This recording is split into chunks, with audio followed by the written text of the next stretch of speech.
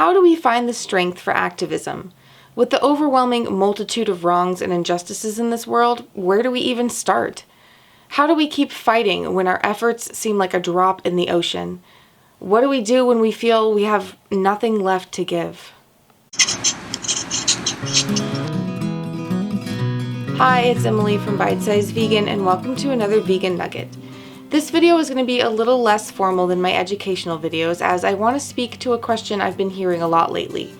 If you're not into informalities, don't worry, the next video coming out is an educational nugget.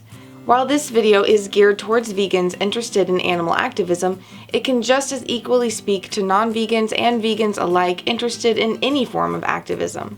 In sharing my recent experience of bearing witness to animals bound for slaughter at a 24-hour vigil with Toronto Pig Save, I've had a lot of people comment that they're just not strong enough to attend such an event, or that they wish they had the strength to do so. This is something I encounter a great deal in my work. The struggle to find strength to speak up for the animals. The strength to not back down when you seem to be the only one fighting. The strength to look into the eyes of a being who you know moments later will have the life drained from them. And despite all of that, not give up hope. Anyone who dedicates themselves to some form of activism knows that burnout and overwhelm are very real. So I thought I'd just share with you some of my tips and recommendations for finding the strength to push forwards. Tip number 1, harness your emotions. When facing the utter insanity of what we do to animals, it's natural to become enraged, heartbroken, disgusted, or any number of strong emotions that can consume us to a point of defeat and inaction. What I try to do in my own activism is use the energy from the anger, the heartbreak, the sadness, or whatever emotion I'm experiencing to drive me forward into further action. Painful emotions aren't inherently bad. They can be effective tools for change when harnessed proactively. Tip number 2, see through their eyes. All of us face challenges in our lives and within our activism. One thing that always keeps me going, even when I'm fighting my own battles, is putting myself in the place of the animals. No matter what I may be going through or what struggle I'm currently facing, it never fails to dramatically pale in comparison to what they are experiencing. It's literally a matter of life and death for them, and put in that context, my own worries and issues seem less significant. Now, this is not to diminish personal struggles which need to be addressed, but more so to give us perspective when we find ourselves stuck in our own mess. Tip number 3, remember your why. This tip actually applies to being vegan in general as well as to activism.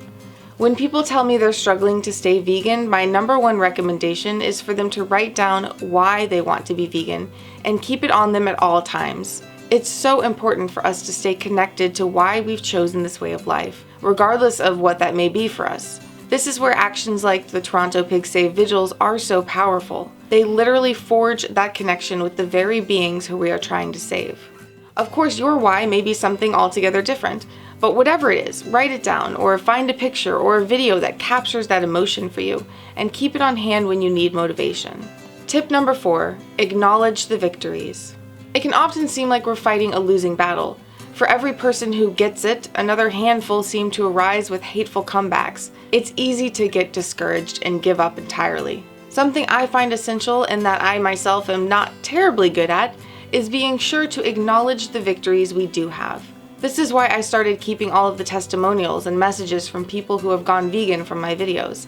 It's important for us to see that change is happening, even if it's not as quickly as we'd like.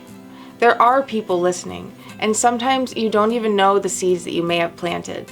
A great way to acknowledge the victories is to visit or, better yet, volunteer at a farm animal sanctuary.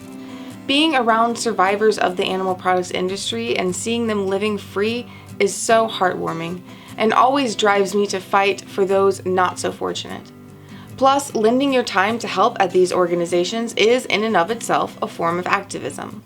Tip number 5, take care of yourself. Personally, this is my least favorite tip and one that I honestly am not terribly skilled at, but it is important for us to make sure we're taking care of ourselves, otherwise we can't be of any use to the animals. I've said this before in my video on whether medication is vegan, but it's like what they tell you on an airplane. Put your mask on before helping others. Of course, if you're anything like me, you might try to just hold your breath and mask up the entire 747 before slapping on your own. I hope that these tips have been helpful and that you enjoyed a little more laid back of a nugget. I'd love to hear your thoughts in the comments. Did you find this video useful? Do you have any tips of your own for getting and staying active? Let me know. If you enjoyed this video, give it a thumbs up and share it around to help others find the strength. If you're new here, be sure to hit that big red subscribe button down there for more awesome vegan content every Monday, Wednesday, and some Fridays. Now go live vegan, get active, and I'll see you soon. 3-year-old Fargo was being held in a pen at a meat processing plant in North Dakota. Minutes away from slaughter, Fargo broke loose from the pen and ran to freedom. Once destined to be killed at the age of 3, Fargo can now live for 20 more years or more, the natural lifespan of cows which they so rarely get to reach.